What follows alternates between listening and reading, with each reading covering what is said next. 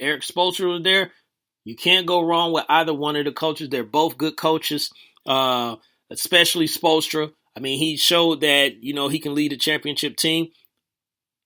I just think the Brad Stevens connection to him being his college coach, he know Brad wouldn't BS him. He know Brad wouldn't basically, tell him what he want to hear. I think that was the deciding factor. I mean, in Boston, he will be adored. They will chant his name from here on. He is a Boston Celtic. When you become a Boston Celtic, it is a special, special place that they put you in their heart in Boston if you're a Boston Celtic. So he will enjoy his time there. They still need some help. Trust.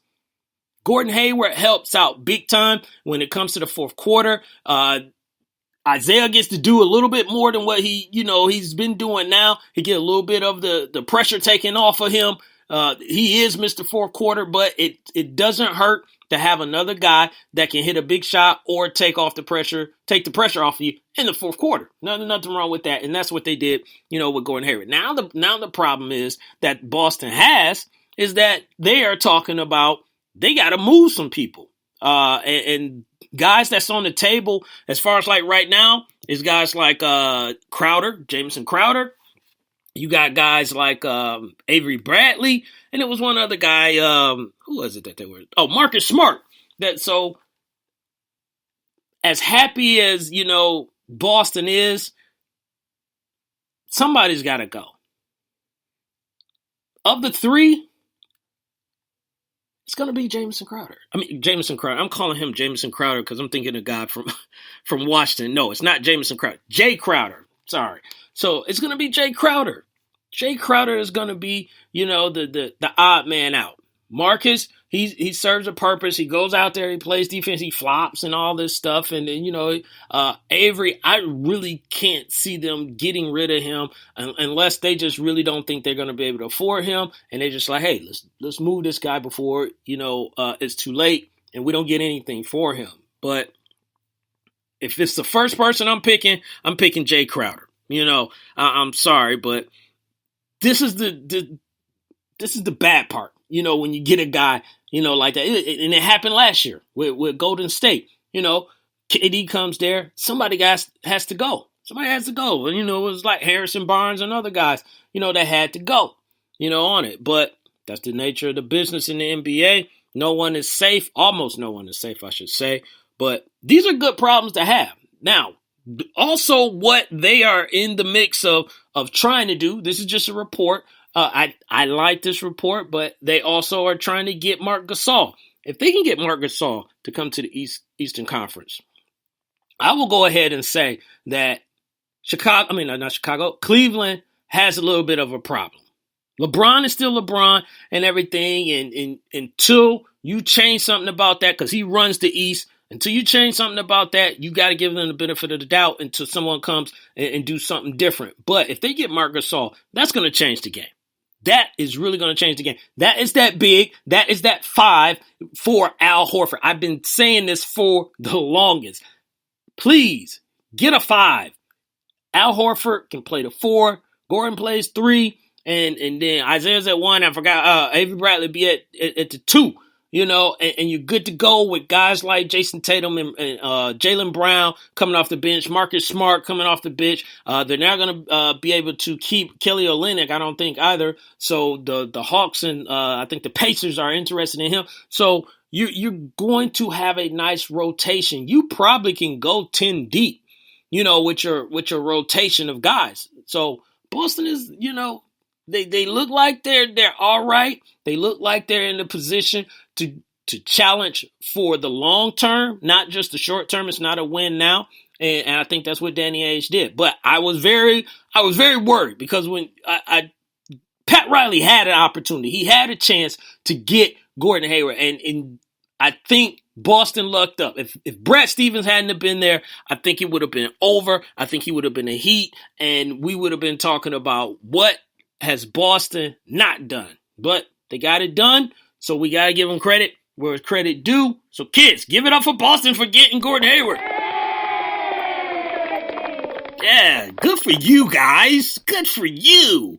But I'm going to go into the chat here for a second, and then we'll talk about who's in the chat in just a moment. So, Big L, who is an X Squad member, he said, Jelani did a 5K run. Nice. No, my brother, Big L, I did not do a 5K.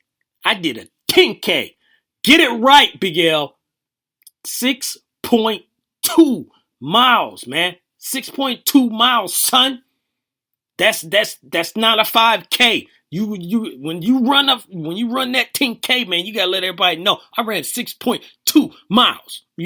So yeah, I ran a 10K, bro. But I appreciate it. Appreciate the compliment, because normally, you over here trying to get on me, Big L. And then Big L gonna say, did me Harper finish? Mr. Harper finish? I think that's what you're saying. Who is Mr. Harper? Yeah, you said Mr. Harper. I don't know. Who is Mr. Harper? But Jelani has not ran 6.2 miles until the race. Big L, see, we just talked about this, man. Look, man, I've been running, all right? I've been running, and I ran 6.2 miles. That's all that needs to be said. And you talking about Jelani need to pull them socks down. Big L, you need to keep your toes inside your shoes and stop showing them crusted corn that you got going on with your feet. That's what you need to do. Stop worrying about me. So, Big L also says, Hayward will be the next great white hype in Boston. Hey, feed into it, enjoy it, take it. If that's what they want, I ain't got no problem with it. I ain't got no problem with it. I mean, just don't say the B word. Don't say the B word. Do not say the B word. I don't want to hear anything about comparing him to Bird, because he is not Bird. And then that's where you will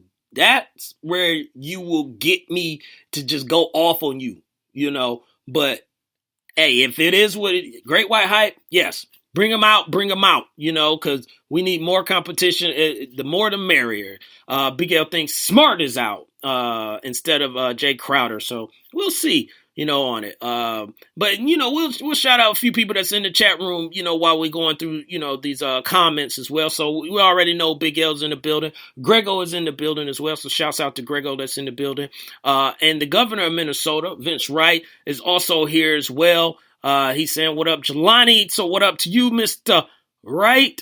And Vince already, and we're going to get into your Wolves here, Vince Wright. He talking about the Wolves could use Marc Gasol too. Don't y'all have enough people as it is?